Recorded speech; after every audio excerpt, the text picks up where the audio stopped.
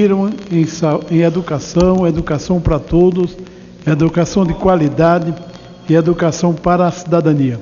Concedo a palavra ao deputado Onofre Santo Agostinho, PSD Santa Catarina. Vossa Excelência disporá de até 5 minutos. Senhor presidente, senhoras e senhores deputados e o povo brasileiro, sempre estivemos preocupados em desonerar a carga tributária daquelas pessoas acometidas de determinadas doenças.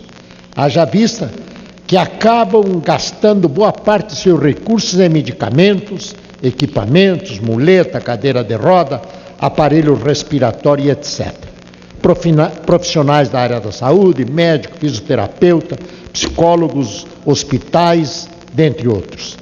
Por isso, resolvemos apresentar o projeto de lei 6802 de 2013 para isentar do pagamento de imposto de renda os seguintes rendimentos: a remuneração dos proventos de aposentadoria ou reforma motivada por acidente em serviço e os percebidos, além desses, os aposentados ou por acidente ou por doença, os percebidos pelos portadores de moléstia profissional, tuberculose ativa, alienação mental, esclerose múltipla e outros, paralisia irreversível, incapacidade de cardiopatia grave, doença de Parkinson e etc.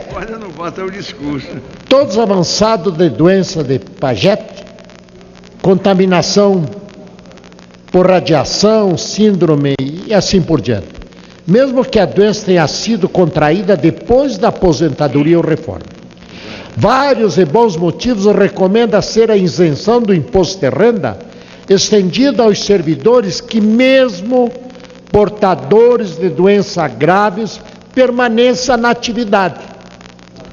Indaga-se nesse contexto se o servidor que na atividade permanece não tem os mesmos gastos? Por óbvio que sim. Diante disso, não parece haver justificativa condicional para a discriminação, tanto os inativos como os ativos. Revela a diferenciação em desserviço ao Estado, na medida que confere menos direito ao cidadão que, mesmo sofrendo doença relevante, opta por continuar no serviço público. Essa diretriz legislativa fere, sem dúvida, os princípios da constitucionalidade, da dignidade da pessoa humana, igualdade e capacidade contributiva.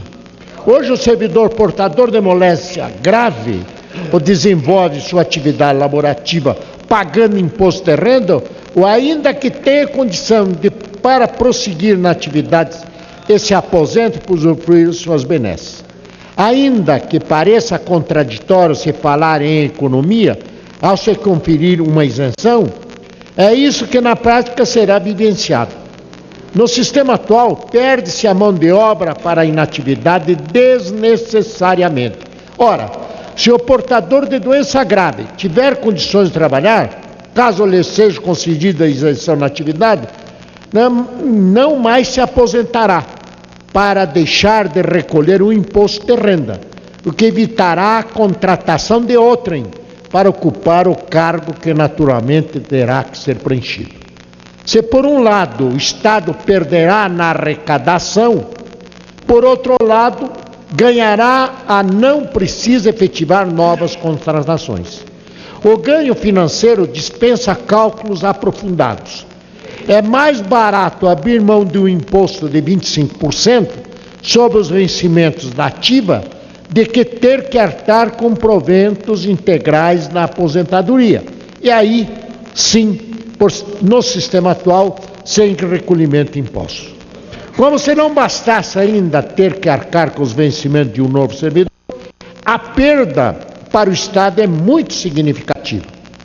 Por fim, tal situação já foi enfrentada pelo Tribunal Regional Federal da Primeira Região da Corte, revelando um apurado senso de justiça permitir ao servidor na atividade ser isento do imposto de renda.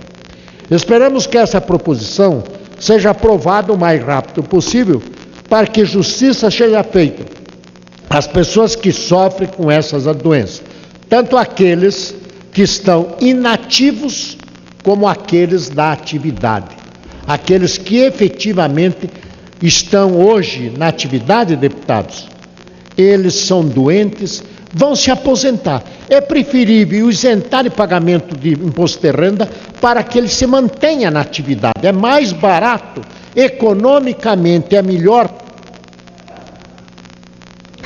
é mais fácil manter a pessoa doente, mas com condições de trabalhar, isento de imposto de renda, do que aposentá-lo e ter que contratar um outro no lugar desse.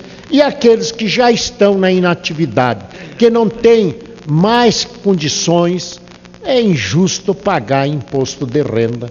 Eu defendo essa tese porque eles têm muita despesa, além dos medicamentos, como já vi aqui, além do tratamento especializado, além de tudo isso, ainda tem que pagar 25% do imposto de renda. Por isso, eu entendo que devemos isentar tanto o inativo como o ativo incapaz para o imposto de renda. Muito obrigado.